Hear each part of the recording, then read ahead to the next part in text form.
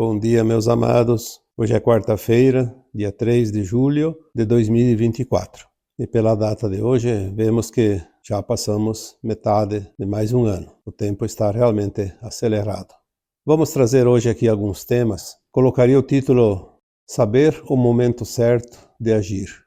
Algumas questões me são colocadas a cada áudio divulgado aqui no canal e muitas delas não há como responder por lá, porque são respostas que demandam um assunto bastante extenso. Então nós trazemos aqui algumas considerações referente aos últimos dias e aos últimos áudios. Uma pergunta muito, mas muito repetida, principalmente nesse áudio de sábado, dizia assim: a alma faz um plano encarnatório para vir e ser uma má pessoa. Olha, eu não vejo aonde o áudio diz isso, porque em todos os momentos falamos que a alma desencarna justamente para fazer uma autoavaliação e, lembrando do passado e conhecendo o futuro, ela elabora um plano encarnatório para uma próxima encarnação para se melhorar, nunca para piorar a sua condição. O que acontece é que a alma sabe das suas provas e das suas expiações. Se nós estamos num mundo de provas e expiações, o que são provas e o que são expiações? É preciso compreender isso. As provas são as lições que ainda faltam, as que não foram aprendidas, aquilo que ainda exige um conhecimento maior, uma performance maior, enfim, aquilo que ainda não está aprendido, os desafios que não foram vencidos até o presente momento, e as tendências. E as expiações é pagamento, vai expiar. Quando nós expiamos algo, nós estamos quitando aquele algo, através desse sofrimento, de dor. Por isso é uma expiação. Precisamos compreender também um pouquinho, obviamente, da gramática, da linguagem. Senão fica difícil compreender certas coisas. A expiação é quando se paga por um erro cometido. Então a alma escolhe um sofrimento como alternativa. Embora ela tenha tantas possibilidades, antes disso, de fazer a quitação sem o sofrimento. É claro que ela coloca em primeira mão as possibilidades sem a dor, sem o sofrimento, porque quando se entende que a alma esquece do seu plano encarnatório, obviamente ela precisa se garantir, senão ela perde a viagem, como se diz. Seria muito triste para uma alma perder uma encarnação. Se você tem medo da morte, que é natural, a maioria tenha, mas se nós entendêssemos quanto é difícil a reencarnação, eu diria que o medo que nós temos da morte é porque inconscientemente a nossa alma sabe o quanto é difícil e doloroso para reencarnar. A alma está lá no plano astral, numa condição de quarta dimensão, sem dor, sem sofrimento, sem o corpo físico. É o céu. Está lá numa colônia espiritual, como sempre esteve até aqui, embora agora mude as coisas, mas era assim. E ela sabe que vai reencarnar e vai esquecer tudo e vai sofrer, vai pagar, vai precisar se alimentar, cuidar do corpo, passar por doenças, passar por dificuldades. Isso é doloroso para a alma. Não é o desencarne. Ela sabe que vem para um mundo de provas e expiações. Então as provas, as pessoas que praticam o mal, elas vêm numa condição com a tendência de cumprir com as suas provas. Porque se ela vem para espiar, ela já vem com um projeto. Eu vou lá, faço isso, faço aquilo, vou me esforçar, faço o bem, faço a caridade, vou colaborar com tudo e com todos, e daí eu quito a minha conta com o amor e não com a dor. Mas se eu não fizer isso, que a tendência do humano é sempre evitar aquilo que é mais difícil, como se diz, fazer a lei do menor esforço, as pessoas têm por tradição e costume fazer aquilo que é bom, que agrada para ela. Não importa se vai fazer o bem ou o mal, mas aquilo que é gostoso, aquilo que é prazeroso. E é ali que há o grande problema. Por isso a alma, para se garantir, ela escolhe. Eu vou passar por isso, por isso, por isso, que é dor, sim, porque é uma moeda de troca.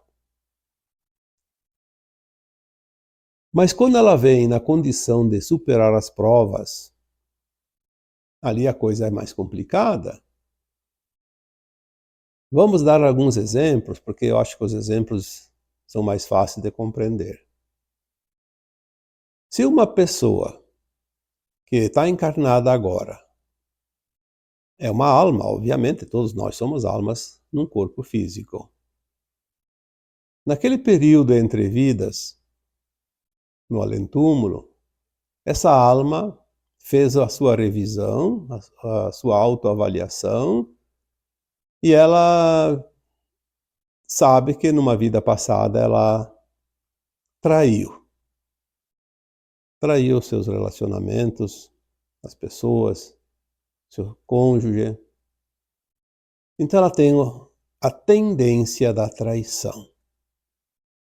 E ela viu que não é uma coisa legal, causou dor, sofrimento. Lá naquela condição da quarta dimensão, a alma sabe disso. Ela está arrependida daquilo. Ela faz o plano encarnatório. Ela pode escolher, eu vou para a próxima encarnação e vou me relacionar com pessoas que vão me trair, para que eu possa sentir a dor que eu causei aos outros. Quero harmonizar a minha alma, a minha frequência, através de passar pela dor. Aí seria uma expiação, obviamente. Mas ela pode escolher uma outra condição. Ao invés da expiação, ela pode escolher as provas. Então ela faz um outro plano. Eu vou para uma nova encarnação e vou passar pela provação. Vou encontrar todas as condições e as possibilidades de trair de novo, de causar dor para as pessoas que eu me relaciono através da traição. E vou resistir. Vou passar na prova. Então, nesse caso, ela vem e ela não é traída. Até pode ser, mas isso é uma casualidade. Mas ela tem a tendência. A qualquer momento, a qualquer hora, surge oportunidade. Parece que aquilo persegue a pessoa. E ela tem que ser forte, ela tem que resistir. Em não resistindo, ela cai novamente no mesmo erro. Ela não passa na prova. Assim são os vícios, assim são qualquer outras situações que ela precisa ser provada, vencer. O suicídio é um deles, o roubo, a traição, que eu já falei aqui, o uso de drogas, de bebidas, enfim, a jogatina, a gula, aquilo que é prejudicial para si ou para os outros. São provas. Quando nós falamos do suicídio em áudios e textos anteriores, falamos que o suicídio tem pessoas que têm a tendência, porque elas se suicidaram em vidas passadas e elas precisam passar pela prova. Então elas, por qualquer coisinha, estão com vontade de tirar a própria vida. Elas têm a tendência. A pessoa que tem a tendência do vício, parece que aquelas coisas perseguem a pessoa o tempo todo. É o grupo de amigos que usam o tal produto do vício ou a tal situação viciante. São as possibilidades financeiras, são as situações do dia a dia. Parece que aquilo está sempre na mão. A pessoa que tem a prova do roubo, vencer a prova do roubo, ela está sempre em condições onde há possibilidades de roubar. Está sempre ali a um palmo do dinheiro, como se diz. E aquilo coça na mão dela, todo o tempo.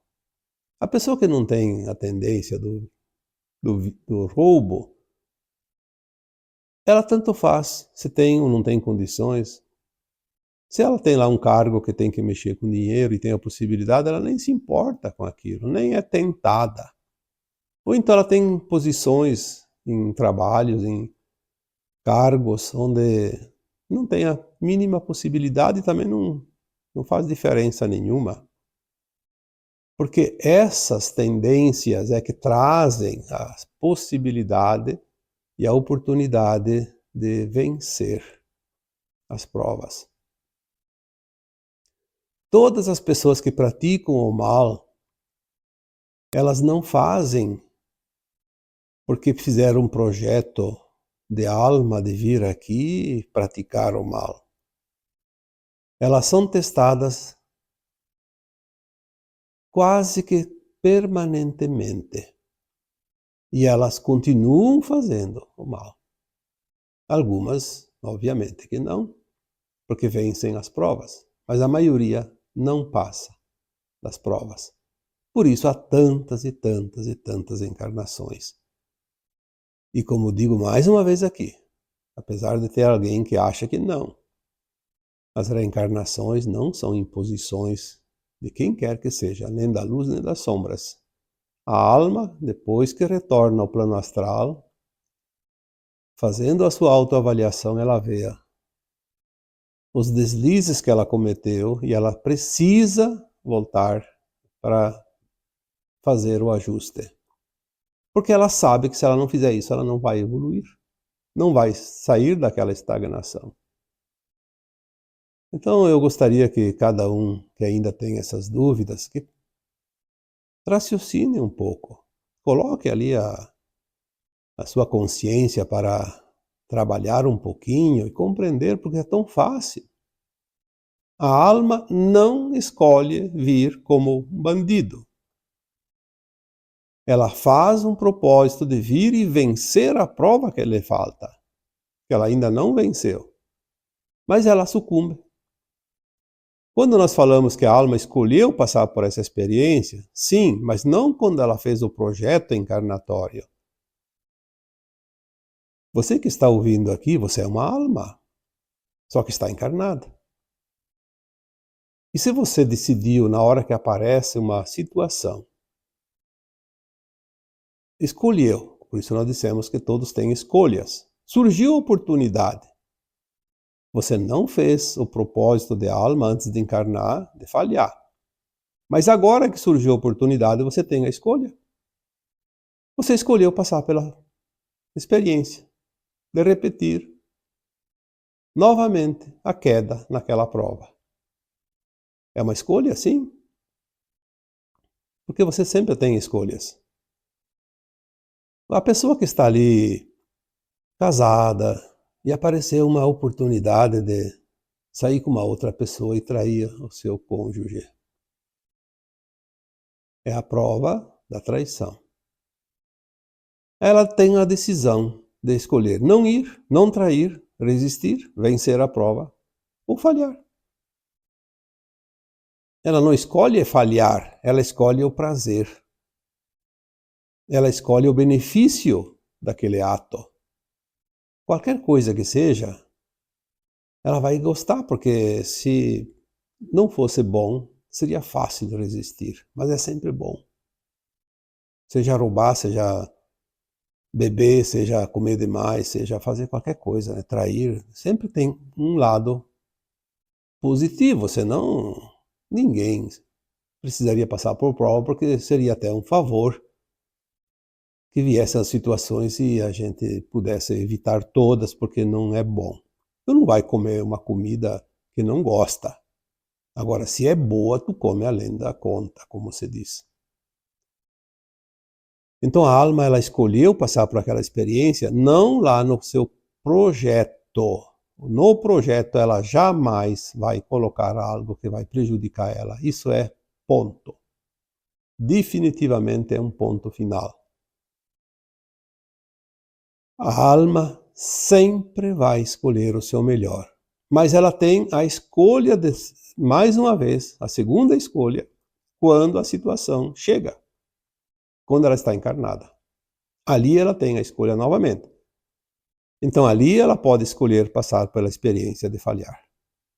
Não que ela tenha consciência disso, ela não nem pensa nisso naquela hora. Ela só pensa na vantagem que ela vai ter. Porque a alma, enquanto encarnada, na condição de encarnada, ela está muito limitada. Ela não tem esse conhecimento que ela tinha lá no plano astral antes de encarnar, ela estava numa dimensão acima. São situações, então, que a gente não tem como responder lá, porque é uma coisa mais extensa, mas também porque é muito repetitivo. Eu já respondi essa pergunta centenas de vezes.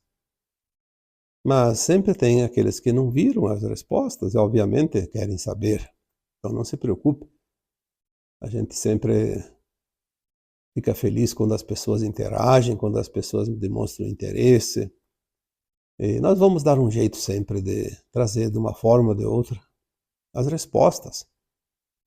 Porque essa também é uma missão. Que se der tempo aqui eu vou falar um pouquinho, assim, a diferença entre missão e aprendizado. Outra questão aqui que eu trago hoje, que eu acho que daria para falar do título deste tema de hoje. O momento certo de agir, principalmente nos relacionamentos. E relacionamentos não são só conjugais, são familiares, são de amizade, são profissionais, né, no trabalho, qualquer coisa. Inclusive, um dos grandes relacionamentos que nós precisamos compreender é o relacionamento consigo mesmo. Eu comigo, você com você. Diria que é o mais importante de todos. Os relacionamentos são os laboratórios de almas, onde mais se trabalha o polimento dessa obra de arte que nós somos, o que seremos. Tem uma pergunta aqui que foi colocada nesse último áudio. Vou resumir porque ela é uma pergunta bem extensa, né? Vivo há 30 anos com uma pessoa tóxica. Faço o meu melhor, mas sinto que não dá mais. O que fazer? Talvez seja uma das grandes dúvidas de muita gente. Não está feliz numa situação. Geralmente em relacionamentos, mas pode ser uma outra situação também. Pode ser até a casa que mora, a cidade que mora, a escola que frequenta, o trabalho. Não deixa de ser também sempre uma forma de relacionar-se. Mas principalmente quando é pessoa para pessoa. Um casal, por exemplo. E pode ser também filhos com pais e vice-versa, com irmãos. Um relacionamento tóxico. Por que é tóxico? Porque está fazendo mal. Quantas pessoas convivem com outras pessoas e são infelizes? Bom, nós falamos tantas vezes do entender que todos nós estamos aprendendo. relacionamentos, nós aprendemos muito mais do que se fosse viver sozinho. Os relacionamentos, eles estão atrelados a algo que precisamos corrigir em nós. E o relacionamento que ele não é conflituoso, ele não tem muito o que ensinar. Porque no bem bom não se aprende na dificuldade. É no desafio. Vamos falar especificamente no relacionamento conjugal, que daí a gente entende os outros também. Um casal tem problemas, porque todos têm alguns probleminhas. Uns mais, outros menos. Aí chega um ponto que uma das pessoas, um dos dois, chega à conclusão: eu não aguento mais. Já vivo aqui como caso há 30 anos. E isso está me fazendo mal, está me intoxicando. O que eu faço? Como eu sei se é o momento de sair ou não sair da relação? Porque vamos supor que seja um karma. Se eu não quitei o karma com uma pessoa, eu ainda tenho dívida. Na próxima que eu encontrar, vou ter oportunidade de continuar pagando. Mas isso é a coisa mais certa que tem. E vocês sabem disso. Muitos já fizeram a experiência. Muda de parceiro e não muda nada lá adiante. Porque ainda não terminou. O que é o karma? O karma é um aprendizado. Por mais doloroso que seja, é um aprendizado. Se nós soubéssemos que o karma não precisa ser para toda a vida, o karma pode durar um dia. Desde que a gente entenda o porquê daquilo. Já coloquei aqui quantas vezes? Compreender, aceitar, soltar. Se eu conseguir fazer isso num dia, numa situação, eu libero aquela situação num dia. Ou então numa semana, num mês, num ano, ou toda a vida. Até o final da vida. Depende de como se age. Vamos aqui tentar responder essa pergunta de uma forma bem compreensível. 30 anos, um relacionamento tóxico. Bom, é certo que a pessoa não compreendeu a vida, a lei de causa e efeito. Senão não estaria 30 anos sofrendo. Quando nós só reclamamos que o outro nos faz infeliz, nunca vai terminar essa conta. Não termina mesmo. Agora, se eu olhar e disser, puxa, mas se eu estou nessa relação e estou sofrendo, como ninguém passa o que não deve passar, então eu preciso passar por isso, por uma razão. Pode ser que lá atrás eu causei dor para alguém. Pode ser que eu vim numa missão para ajudar essa pessoa. Então vamos olhar o seguinte: é missão ou é karma? Quando é missão, nós não sofremos por estar no sacrifício. Isso é o ponto. Eu me sacrifico, mas eu não sofro. Eu sinto que aquilo me engrandece. Agora, se eu sofro e reclamo e não aceito, é um karma. Aí não tem dúvida. É uma dívida. E ninguém gosta de pagar dívida. Todo mundo esperneia. Seja uma situação, seja outra. Quando sabemos o momento de sair desta situação, abandonar o barco, como se diz. Porque se eu soltar o barco antes da hora, eu vou ter que pegar um outro. E aí a situação é a mesma. Se estou enfrentando uma tempestade, é a mesma tempestade. Não adianta sair de uma relação sem aprender o que aquilo quer te mostrar. Senão você vai ter a oportunidade. Isso é uma providência, porque senão a gente não evoluiria.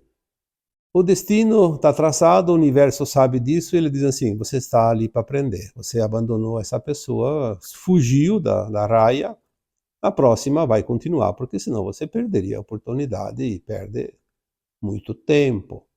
Então a situação vai se manifestar na nova relação. Então sempre tem um risco, eu caio fora e aí não é a hora, não adianta nada, só perder tempo. Sim, é uma possibilidade.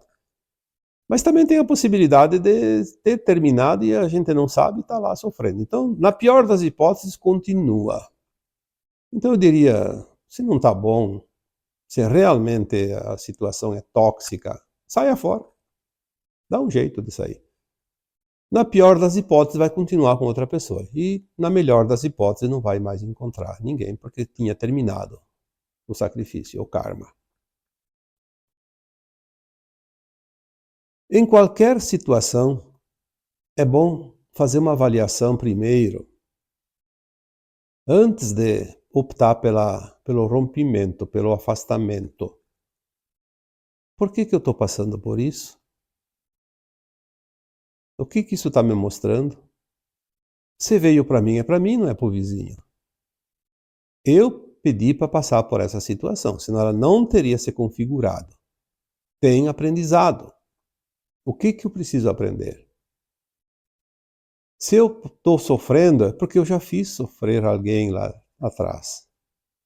É justo que eu pague a conta para me libertar desta conta. Compreender isso faz com que aquela dor comece a desaparecer. Porque quando a gente compreende e aceita, se desfaz os nós e a dor vai embora aos poucos. Tem uma outra possibilidade de também olhar o outro e dizer, mas o outro também está tentando acertar. Se ele parece no meu olhar que ele está errando, mas ele também está querendo acertar, assim como eu. Estamos todos na mesma escola. Por que criticar o outro sempre e não olhar as nossas falhas? Porque será que os outros também não veem em nós as falhas? Do mesmo jeito que nós vemos nos outros? Afinal, somos espelhos uns dos outros. Esgotar todas as possibilidades, aí tem duas opções. O relacionamento melhora como um passe de mágica e fica bom. Ou então termina de uma vez e vai encontrar um outro e não vai ter o mesmo problema porque não precisa mais. Já aprendeu. Essas situações, elas são tão importantes porque elas definem o nosso futuro, o nosso bem-estar, a nossa felicidade ou a nossa infelicidade. Nós não viemos aqui para a escola para sofrer, nós viemos para aprender. O sofrimento é a resistência que nós colocamos em compreender as lições. Quem é professor, ou mesmo quem não é professor e já estudou em escola, que todo mundo estudou, é só observar. Num grupo de alunos, aquele que menos se esforça, aquele que tira as notas mais baixas, aquele que pouco frequenta a escola, se não se interessa pelas lições, é aquele que sempre está reclamando, que não está gostando da matéria, que não está gostando da escola, que só tem trabalho, que só tem prova, que só tem isso, que só tem aquilo. É aquele que não faz nada. A resistência em mudar, em aceitar. Fazer um esforço. Afinal, está lá fazendo o quê? Como eu disse um dia, vai para a escola só para comer a merenda? Isso até os ratos fazem quando têm acesso à cozinha de uma escola. Vão lá comer tudo que tem. Nós precisamos ter um pouco mais de responsabilidade, mas acima de tudo nós temos que ter um pouco de consciência racional. Então os relacionamentos, eles são os polidores da nossa alma. E eles nos trazem as possibilidades de nos mostrar quando é uma missão, quando é um karma, compreender a vida, as leis de causa e efeito. A missão, para resumir, é quando nós pensamos no outro. Se eu estou numa situação, eu penso sempre nos outros, no outro, primeiro do que em mim. Aí é uma missão. É fácil de identificar a missão. E quando é karma, a gente sempre pensa em si próprio primeiro. Ah, mas isso é fatal. Se você pensa em você primeiro do que no outro, num relacionamento a dois, sempre pensa em você e não pensa no outro. É karma. Se pensa primeiro no outro, é missão.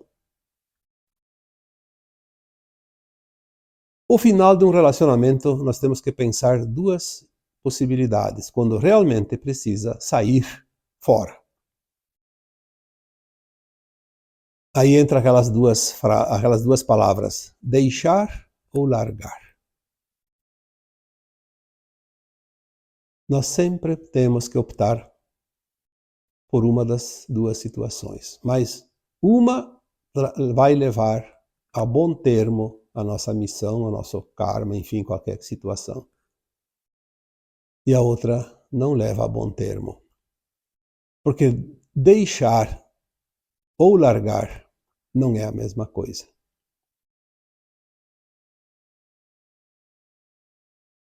Eu vou explicar aqui para ver a diferença.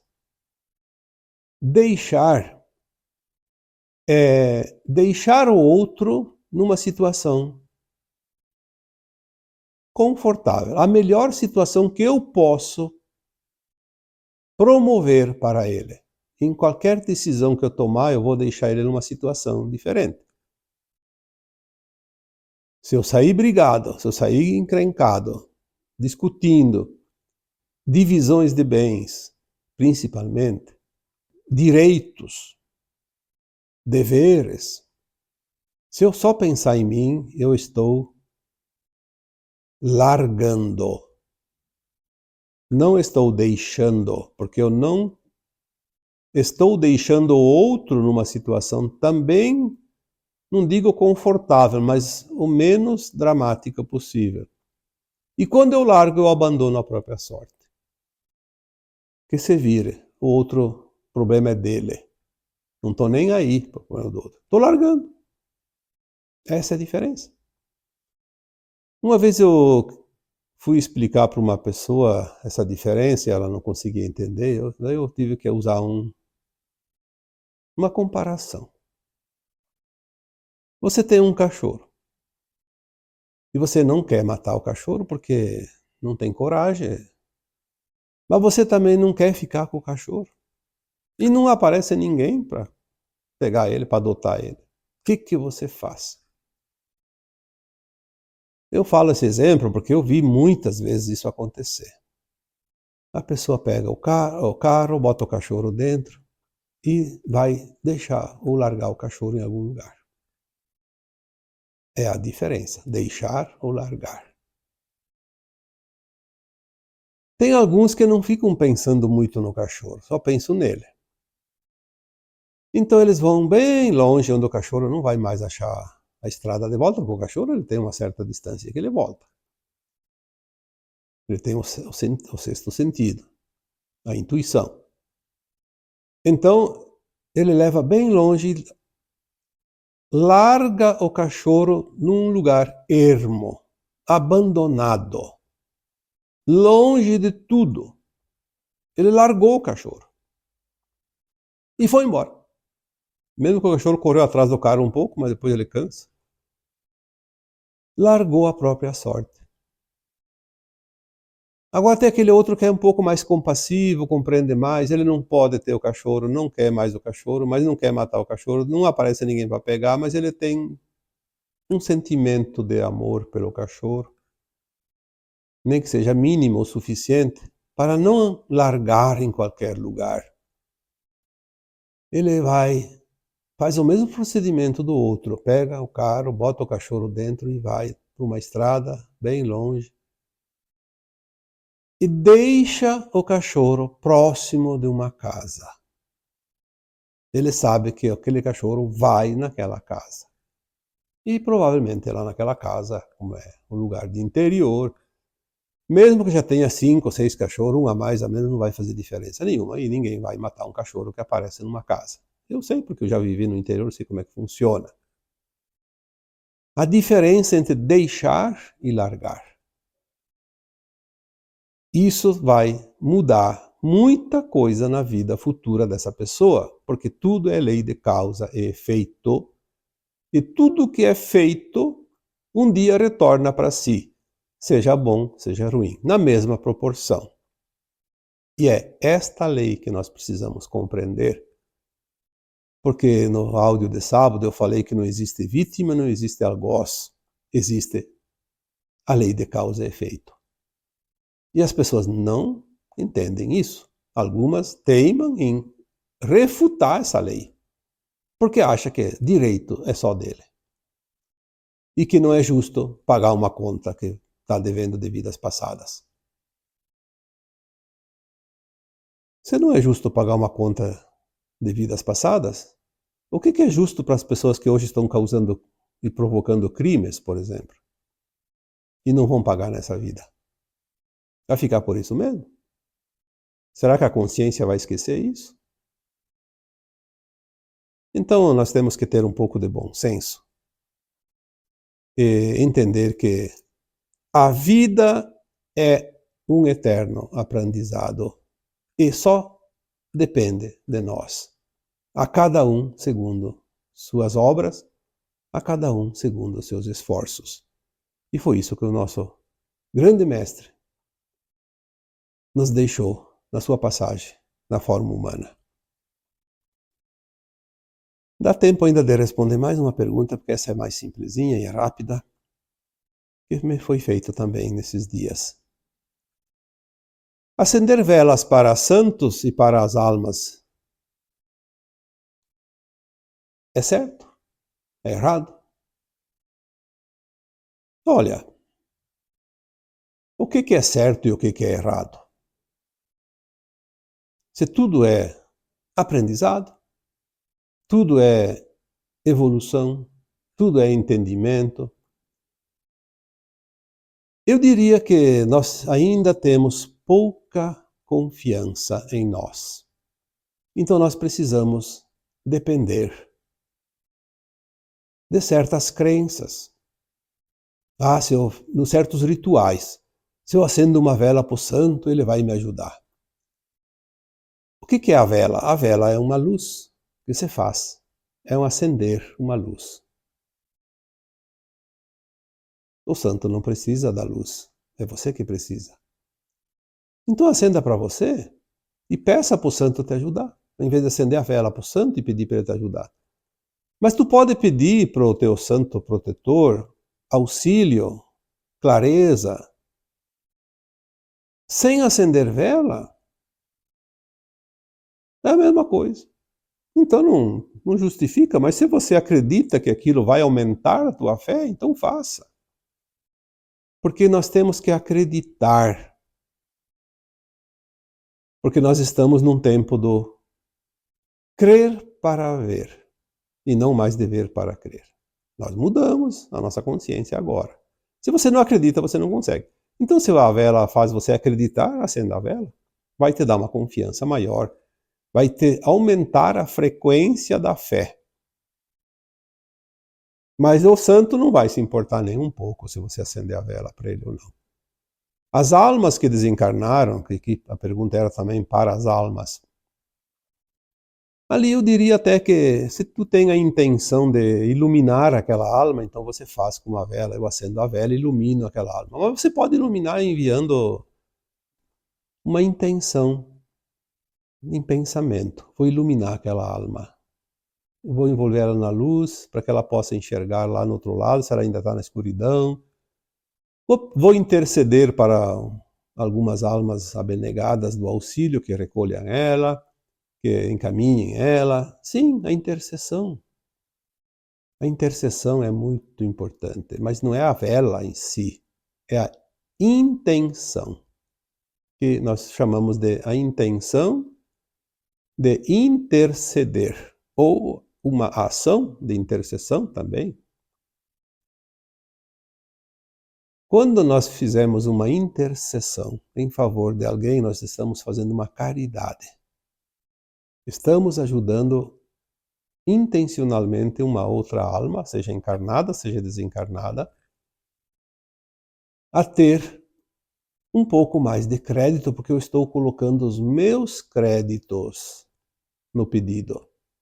Se a outra pessoa não tem muito crédito, eu coloco uns créditos meus e ajuda. Às vezes falta aqueles troquinhos justamente para pagar a conta.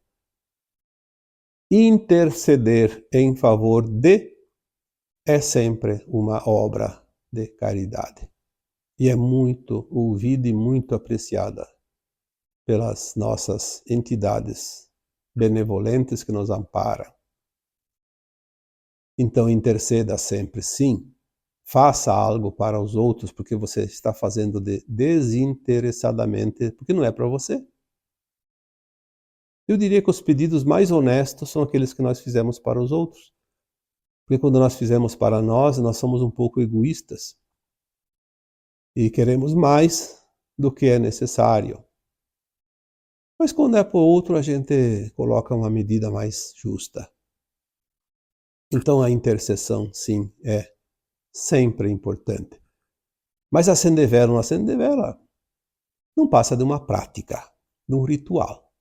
E todo ritual, ele tem a intenção. O que vale é a intenção, não é a vela, se está acesa, se está apagada, a cor da vela, o tamanho da vela, o tempo que demora para queimar toda. Não, isso não importa. Isso é crença limitante. Mas, como eu disse, pode ajudar positivamente, porque nós precisamos acreditar. Sem acreditar, não vale a pena fazer nenhum esforço, porque não vai trazer o resultado. E então, agora eu vos deixo com o meu abraço de luz em cada um de vocês. Namastê.